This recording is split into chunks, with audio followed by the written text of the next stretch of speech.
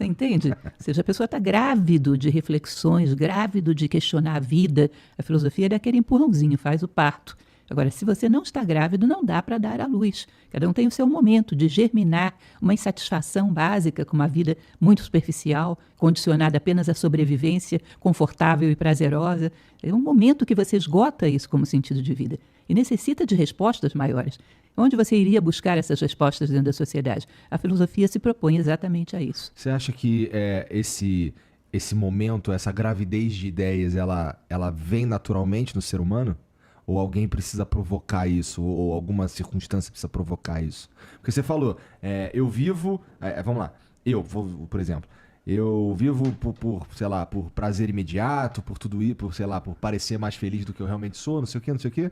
E chega uma hora que isso fica vazio pra mim. Isso vai chegar para as pessoas meio que assim, por conta da experiência de vida, na tua opinião? Sim, o vazio já é a gravidez. Você não tem como fazer uma pessoa que está curtindo a vida do jeito que ela leva, ou seja, meramente flutuando sobre a vida de uma maneira muito superficial, você não tem como fazê-la se interessar por questionar a vida. Ela ainda tem necessidade de experiência. Agora, uma vez que gerou esse vazio que você está falando, a gente já pode começar a oferecer algum auxílio para que ela possa preencher esse vazio. Mas tem que haver um esgotamento, que é o mérito de cada um. Ou seja, cada um se faz filósofo. Não é uma questão de que alguém autorize ou diga fulano se tornou filósofo. As pessoas constroem dentro de si a possibilidade filosófica, quando esgotam um determinado patamar de respostas para a vida. Não é mais para mim isso. Eu preciso de coisas mais profundas. E tem muita gente assim por aí, felizmente.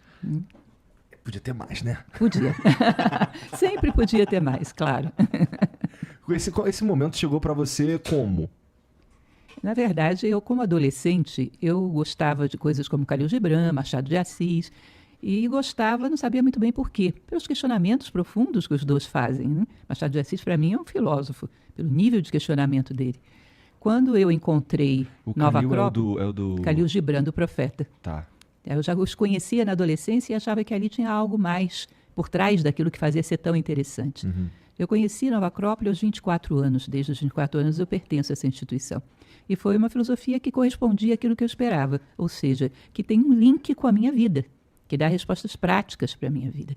Muitas vezes temos uma quantidade de informação muito grande. Você acumula aquela quantidade de material que tem estudado. Quando você tem uma necessidade de vida, você pensa, tem uma folha nessa pilha de papel que pode me dar alguma resposta à vida, e às vezes não encontra. Então eu procurava uma filosofia que fosse mais prática, que trouxesse realmente possibilidade da gente aprender a lidar com a vida. Porque a filosofia não diz o que você vai fazer com a vida. Ela te dá ferramentas para que você tenha um leque de possibilidades claro, para que possa escolher de maneira lúcida. Então correspondeu muito ao que eu esperava e eu, desde essa época, estou então em Nova Acrópole. E essa ajuda que a filosofia dá para a gente encontrar as respostas que a gente está buscando e tudo mais, ela permanece constante. O que eu quero dizer com isso? A sociedade, a gente evoluiu tecnologicamente pra cacete assim, nos últimos 30 anos, vai. 30 anos atrás não tinha Twitter, né? Uhum. Que é uma maneira, que é talvez uma das principais maneiras que os seres humanos se relacionam hoje em dia, né? A filosofia, ela acompanha isso daí, essa evolução tecnológica, essa mudança de hábito mesmo do ser humano em se comunicar e tal, ou ela é uma parada tão incrível que ela pode permanecer a mesma e ter os mesmos efeitos? Na verdade, ela tem que se atualizar para as novas necessidades do homem. Mas o fundamental da filosofia não é acompanhar a tecnologia, é acompanhar a evolução humana. O ser humano como um ser que tem uma plenitude de valores, virtudes, sabedoria, aquilo que você poderia considerar de um ser humano pleno, realizado, o ápice da pirâmide.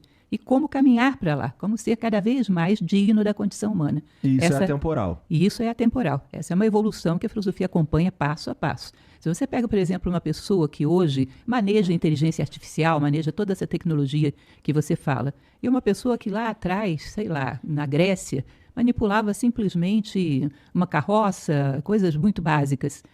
Evoluiu a máquina. Será que evoluiu o homem na mesma medida? Você pode me garantir que esse homem atual que maneja o computador tem mais equilíbrio emocional do que aquele lá atrás? Tem mais autocontrole, tem mais autoconhecimento? Às vezes não. Às vezes não. Então é uma coisa curiosa, porque nós é como se fosse um corpo que desenvolveu só um braço e o outro ficou parado. E a filosofia acompanha essa evolução humana. Aqui é o fundamental. Viemos aqui para isso. A natureza não precisa da gente para fazer outra coisa.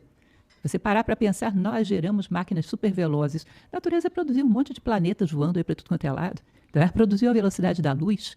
Tá? Ela não precisa da gente para fazer coisas. Ela precisa da gente para fazermos a nós mesmos. Porque aí tem uma lei, que é o livre-arbítrio, que ela não pode fazer sozinha.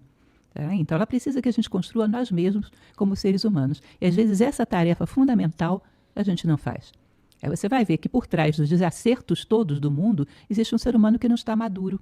Um ser humano que não é humanista, um ser humano que não tem valores. Por trás de todos os problemas do mundo, existe um ser humano que não está evoluindo tanto quanto a tecnologia que ele gerou. Muito pelo contrário, está ficando muito para trás. Às vezes você encontra uma pessoa que tem um fanatismo medieval, mas conhece inteligência artificial. Não é isso? Ou seja, não é contemporâneo, mas não é coetâneo, como se diz. Vive em tempos muito diferentes.